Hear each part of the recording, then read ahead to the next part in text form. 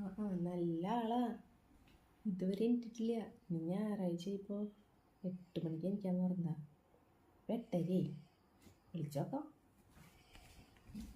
പൊന്നോ പൊന്നോ കുഞ്ഞോ എനിക്കിനില്ലേ 8 മണിയാ? കാലത്ത് 8 മണിയാ രാത്രി 8 മണിയാ? ഇന്ന് കാലത്താണോ? കാലത്താ. ഇന്ന് കാലത്താണെങ്കിൽ ഇപ്പൊ 8:30